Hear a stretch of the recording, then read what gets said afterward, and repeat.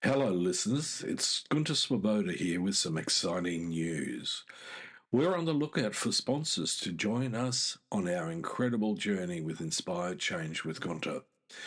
If your organisation cares deeply about meaningful conversations around masculinity, self development, and mental health, we'd love to partner with you.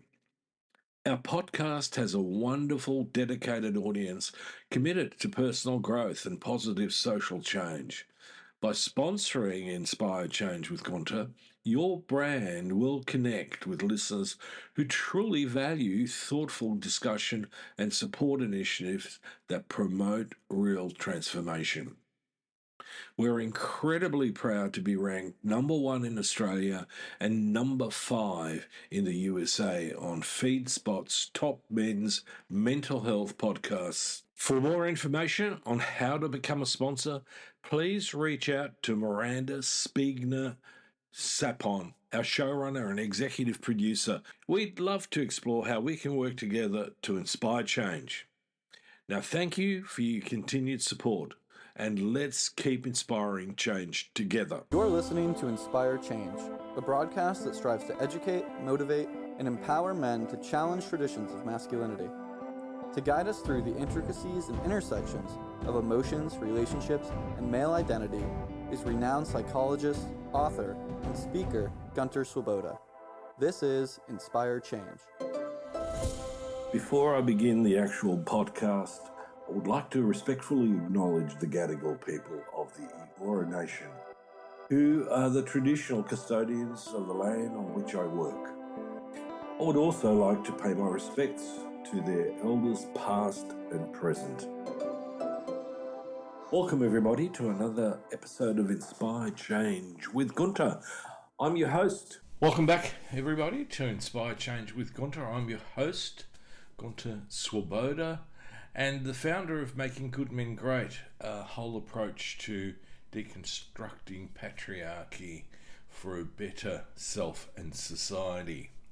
So today I want to be talking about a very, very important and relevant topic, and that's the impact of social media on our boys, and by extension, our society. Specifically, I want to explore the rise of the manosphere. Now, I'm not going to do a history session on that, but I want to focus on a couple of people, namely Andrew Tate, Jordan Peterson, and Ben Shapiro. And you might think, well, these guys are sort of somewhat different, and you're quite right, they are. But they have aspects to them and their rhetoric that really are a very strong part of what we call the manosphere.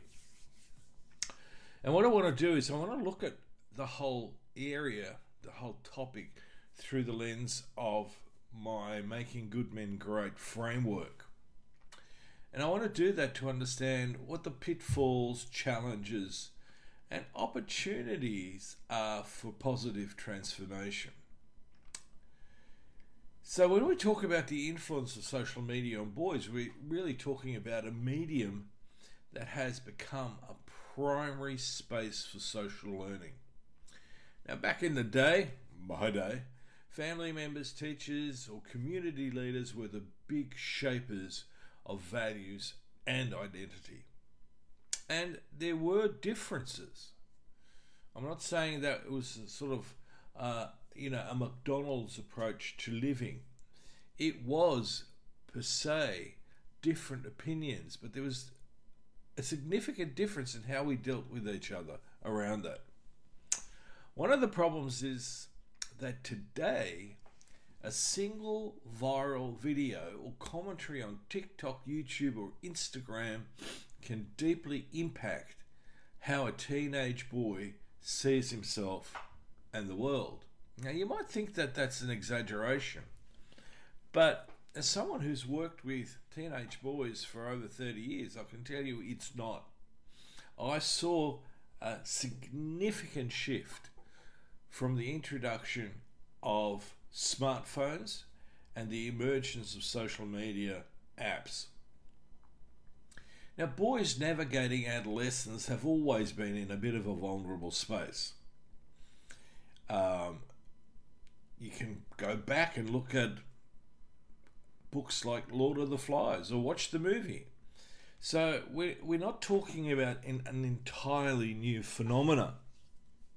Boys have always looked to explore their identity, grappling with the existential questions like, who am I supposed to be? Or how do I fit in? Especially how do I compare to other boys? Now, social media capitalizes on those questions, often presenting very, very oversimplified, sensationalist answers. Now, algorithms reward extreme takes, whether that's extreme positivity or extreme negativity. And it's all about attention-grabbing headlines. Even when you look at YouTube clips, often the catch to watching the clip is something that is going to grab someone's attention. So for boys and men, it's often women who got very little on or in some sort of provocative pose. Now for young men craving direction, these bold, polarizing voices can be incredibly compelling. So let's take a look at these three very influential figures in the manosphere, or the male-centric online communities. And believe me, it's not just boys who get attracted to these guys. We're talking about adults as well. And as I said, they've got very different styles, but they all share a wide popularity among young men, and especially men seeking guidance in some form. And as I said, it's not confined to young men. It's actually across the board. Now, sometimes, when I'm sort of musing about why that's the case, as a therapist, I can make the argument that for some of us men, adult males, we are psychologically, emotionally stuck in that adolescent developmental period. We've not matured out of it, okay? But that's the point for another podcast. So let me start with Andrew Tate. This guy's got a really sketchy history, and together with his brother have actually been in quite serious trouble. Now, Andrew Tate is known for his flamboyant display of wealth, presenting a hyper-competitive mindset, and particularly controversial takes on women and relationships. His messaging can be incredibly appealing to boys and young men who feel unseen, powerless, or craving a sense of status. They see him as someone who's cracked the code to success and confidence. And his sort of online university is extraordinarily good at spinning money. But the same message often comes from, a place that's wrapped in aggression, misogyny, and a very narrow, uneducated vision of masculinity. It's one that upholds dominance over empathy and power over compassion. It comes out of the same place of sort of, the Darwinian evolutionary idea that it's always about the survival of the fittest. And so, draws in that idea of the alpha male. Now, what about Jordan Peterson? Now, here's an interesting character. Jordan Peterson is a clinical psychologist from Canada who rose literally to prominence through lectures that blended ideas on psychology, mythology, and personal responsibility. He's positioned himself as a voice for disenfranchised young men. His book on 12 Rules, for example. And his emphasis is on responsibility and structured order that frequently resonates with those who feel lost.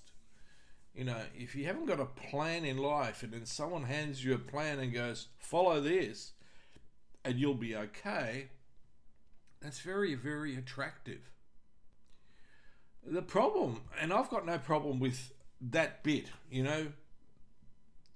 being steeped in understanding psychology, mythology, and taking on personal responsibility. All good. Except when you place those ideas into a context that is actually problematic. And his rhetoric, his way of, arguing and debating frequently veers into dismissive views of women's autonomy and of serious oversimplifications of gender roles. Also about social structure. One of the things that I talk about is that as a psychologist, as a clinical psychologist, I don't have a lot of problem with him. But when he veers into this weird place where he, mashes up philosophy, history, literature, and cherry picks out of mythologies, that's when I go, you've lost me. This is not appropriate. And the problem is he does it in a way where he makes himself seem to be the smartest person in the room. And a lot of people struggle debating with him because they don't understand the rules of the game that he plays. So the point that I'm making with this is that while his message of personal responsibility is valuable, it's actually unbalanced when it frames femininity or social progress as a threat to feel real masculinity. Okay, it's like we're going back to the biological essentialness of what it is to be masculine. Now, the other dude that I think is really interesting, actually, and when I'm in a more tolerant moment, we'll actually sit down and listen to him, mainly because I want to tease out what he's about and how he argues, because he is actually very, very good at arguing, and that's Ben Shapiro. Now, Ben Shapiro is a conservative commentator, and he has this rapid-fire debate style that many young men admire because it appears decisive and logical. Now, let me put logical in inverted commas. The thing that I find really problematic, apart from the fact that he actually is not logical, is also not very deeply versed in philosophical reasoning and historical accounts, is that he positions himself as a fearless truth teller, skewering liberal or progressive ideas, and he does so coming from a deeply religious bent. I mean, Ben Shapiro is a practicing Jew. Now, I'm not sure religiously where he is, and by all means, do not misunderstand me. This is not about being anti-Semitic. I believe deeply every person has a right to choose what they believe in, who they believe in, and how they express and practice that. The only problem that I've got is when that transgresses the rights and responsibilities, freedoms, and democracies of others. One of the serious pitfalls with him, though, is that his style often encourages a kind of adversarial approach to dialogue, owning the other side rather than seeking an understanding. And for impressionable young audiences, and even adult males, that can normalise confrontation, mockery, and a deeply binary point of view. It's black and white. In Ben's case, it's my way or the highway. So one of the things that stands out from my assessment of these men is that, apart from the fact that I have a serious problem with anything that's that binary, because it's essentially patriarchal and often leads us into combat rather than cooperation, is that this whole area of the manosphere normalizes toxic and divisive messages that are disguised as ideas. And so any idea is okay, especially if it's my idea. So it's crucial to recognize that many of these messages, often labeled simply as ideas, are actually harmful.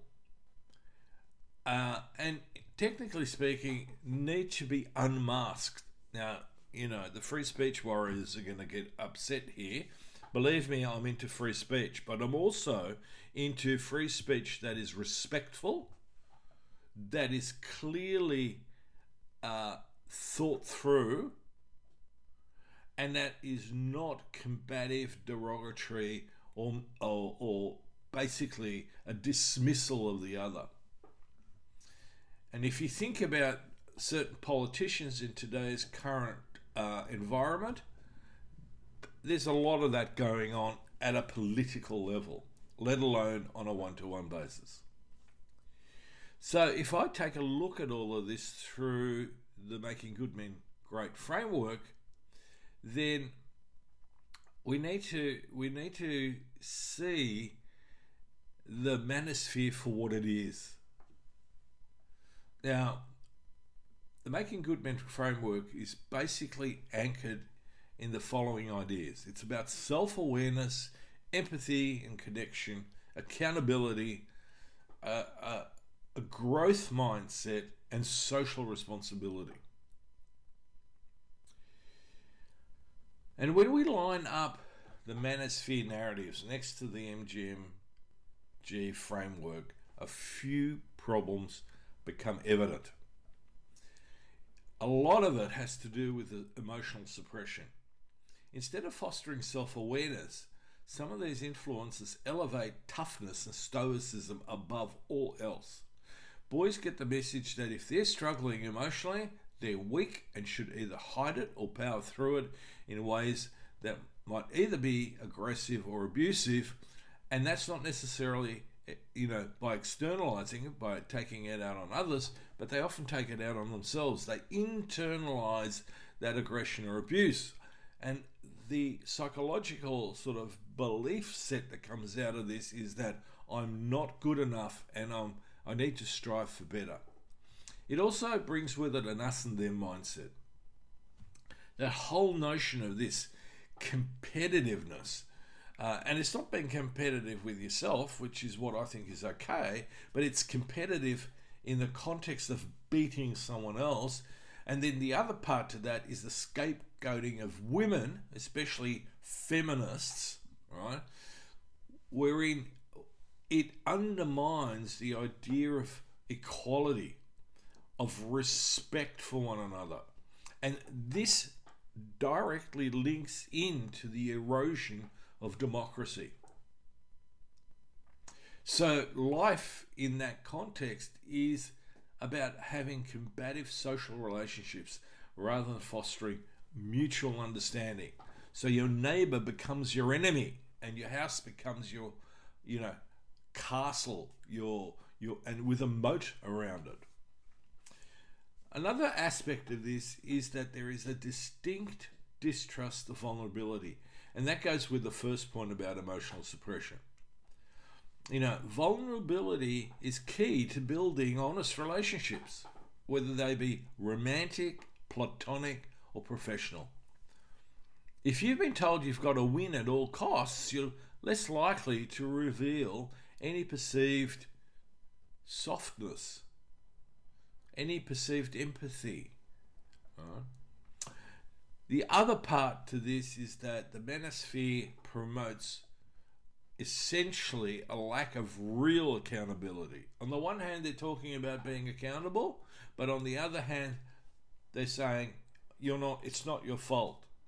And that comes through that whole process of blaming women, the woke culture, or the society for personal setbacks. That sidesteps genuine accountability. It's easier to point the finger than do your own tough inner work or addressing your own shortcomings, biases, or habits. when it comes to the incels that are complaining about, it's women's fault they're not getting any sex, is, well, get off the keyboard or your smartphone and actually get out there and try to meet women on an egalitarian terms. It's not that difficult. Your own fears and anxieties, which more about yourself in the incel, hold you back. It's not women holding you back, But if you're going to be a dick, not only women are going to reject you, but men, real men, will also reject you because you're just being a dick. Now, radicalization doesn't happen overnight. It's often a slow drift where a young man, feeling insecure, isolated, or wounded, stumbles on a voice that seems to get him. And he starts following more content, eventually leaving absolutely no room for alternative viewpoints. And when challenged, will get seriously aggressive. Now, the algorithms that are involved then keep serving him similar videos, tomes, memes, whatever. And so it actually just creates a bigger and bigger and bigger echo chamber. And soon he feels validated in seeing the world as a battleground between real men and everyone else. And there's no reflection in that process. So here's the reality. The battle is an illusion. Yes, young men's struggles are real. There's economic issues, confusion about their roles, and mental health challenges, and the sense of a shifting cultural landscape. But that's because boys and young men are socialized into traditional masculine norms, patriarchy, that are extremely toxic. It's not masculinity that's toxic, it's the socialization into these traditional male roles and norms. But blaming women or demonizing progressive ideas, and it's not just women, we're going to blame the immigrants, we're going to blame, black people, brown people, yellow people, orange people. Well, maybe orange people do need to be blamed, but that's another story. But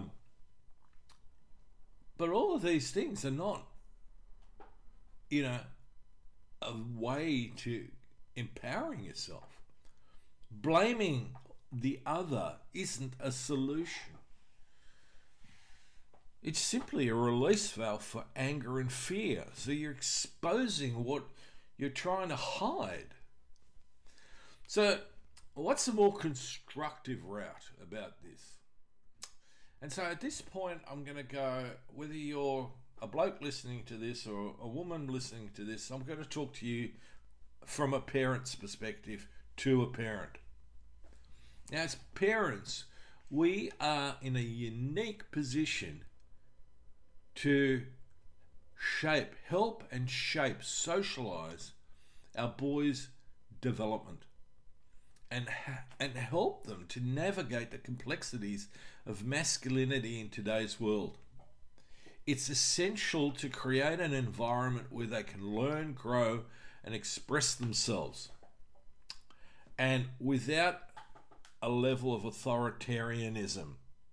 So whether you're the authoritarian dad or the tiger mum, you need to be very, very careful, because the chances are that your son is going to react. And one of the ways that boys react is they withdraw. If they feel helpless and powerless, they withdraw. So the inoculation to radicalization begins at the very moment of birth in many respects.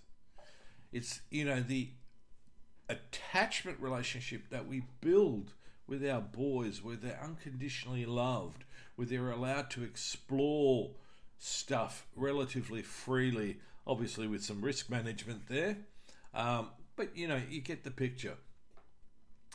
So in many respects, what you should be thinking about in your conversations, and you're going to need to have very, very many conversations, and they start as the child becomes verbal, or maybe even before. I always thought it was cute talking to a baby about, what I might be thinking about a particular issue. And, someone once said to me, "Oh, why are you talking to the baby in that way? They don't understand." And my comment was, well, one day they will.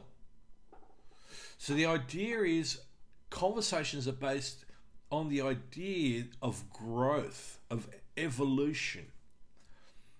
So part of it is encourage your sons to embrace continuous learning. And where are they going to get that from?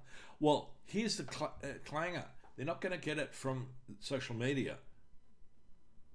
Even ChatGPT, in my view, can represent a risk. And, I think AI has a place with some very strong guardrails. Part of that conversation too is that you need to remind them that it's okay to make mistakes, that we're human. And as a parent, I make mistakes, and I will make mistakes in our relationship. And that being humble about it and adaptable is crucial to becoming a well-rounded human being, a well-rounded man, a man of, integrity, honesty. Right? The other part of it is teaching social responsibility. We need to have conversations about what it means to be a good person, what it means to be caring and constructive as a member of the community. Talk about the importance of empathy and kindness towards others. There's a really nice book that talks about buckets and have you filled someone's bucket and have they filled yours. Things like that, but they start early. They don't start at the time when the kid's seriously emotionally in trouble. So you also need to identify potential influences. Now, part of that is engaging with your sons to be aware of certain narratives that may negatively influence their mindset and behavior. So when they're suppressing what they're feeling, when they're getting into that us versus them thing, when they distrust vulnerability, when they bring home stories about what either, their peers or even male teachers have been telling them, and sometimes female teachers. We need to help them to think critically. It's one of the things that's dying in the arse. People are no longer thinking critically. They dial into the internet, and whatever pops up on their feed, they take for gospel. So critical thinking and fact-checking is absolutely important. And some stuff, and I'll put my hand up as well, especially in politics, seems reasonable until you fact check it. Then you go, oh, okay, they spun that really, really well. What is also clearly important is that boys need solid role models, balanced men that are compassionate, empathic, that they're not, even when they're successful, develop this arrogant stance in society towards others. And compassion is one of those. It's really important to show sons that true confidence comes from being able to listen, to engage respectfully, and express vulnerability, not beat them over the head with your opinion, which may or may not be right. It's also, in this world today, really important that we encourage a real-world community. Boys need to engage in activities that promote face-to-face interaction, not virtual interaction. Being part of sports teams. Now, with sport, we got to be careful that competition is personalised, that I'm competing with myself, not against the other person. If they happen to do better than me, then what that signals is not that I need to beat the crap out of them, but that I'm actually not doing as well as I could do. Or, alternatively, I am doing as well as I can, and I need to be respectful of the other person for doing better than me. The exploration of art and being part of art clubs, doesn't matter whether you're good at painting, sculpting or whatever, those sorts of activities in terms of brain health are fundamentally important. And the other is to have opportunities to volunteer to work with people who are not as privileged as them. On that note, it brings me to that whole point of emotional literacy. We need to, equip our sons with tools to understand and process what they're feeling. The thing that stands out for me often is how few words boys and men have to describe their emotions. And sometimes in the therapeutic session, we just spend time trying to label what the person's really feeling, what they're experiencing, and how that relates back to them. And it's in that context that sometimes therapy, not because they're broken, but because they're needing to grow, is an important avenue. And with it is counselling and the right self-help resources about how to manage stress, how to manage, anger, aggression, frustration. And most importantly, that idea that emerges out of all this manospheric place that as you are not good enough. So here's a call to action for all you parents out there. Remember that the influence of social media and various narratives does not have to lead your boys down a path of radicalization and negativity. By fostering open conversations, cultivating emotional intelligence, and championing positive role models, we can guide our boys toward healthier, more constructive expressions of masculinity. But your involvement is crucial. Your capacity to generate, to nurture appropriate attachment is absolutely crucial. So together we can create an environment that empowers them to thrive.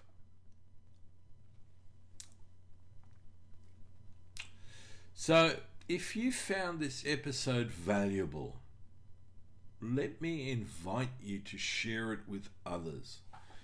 Parents, friends, educators, counsellors, therapists. These people might also be concerned about social media's impact on young men.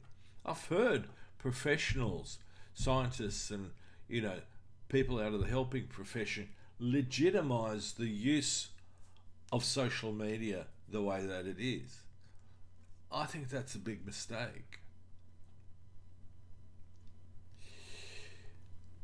But what we're getting is a serious level of concern about social media.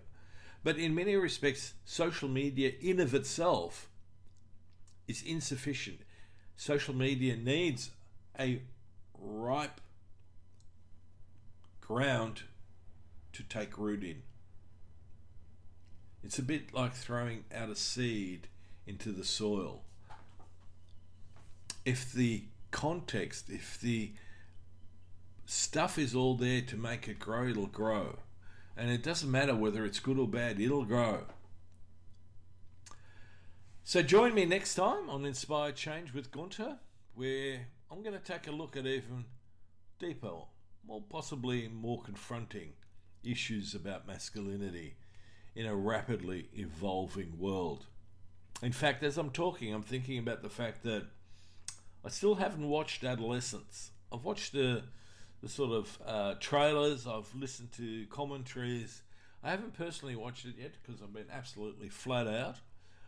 But I might just finish that off and do a whole podcast or a couple podcasts on how I saw that program. Right now, I have a completely and totally open mind. One thing that I do know from having watched and read some of the critics, I don't think this is something that should be shown at school.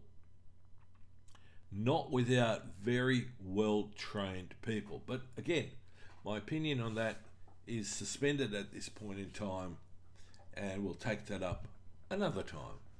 So until next time, this is me signing off. Love to hear from you. And if you're interested, please check out my work on www.gunterswoboda.com or www.goodmengreat.com. Thank you for listening to Inspire Change, a broadcast that strives to educate, motivate, and empower men to challenge traditions of masculinity. For more information on the Making Good Men Great movement, or for individual or group coaching sessions with Gunter, visit goodmengreat.com.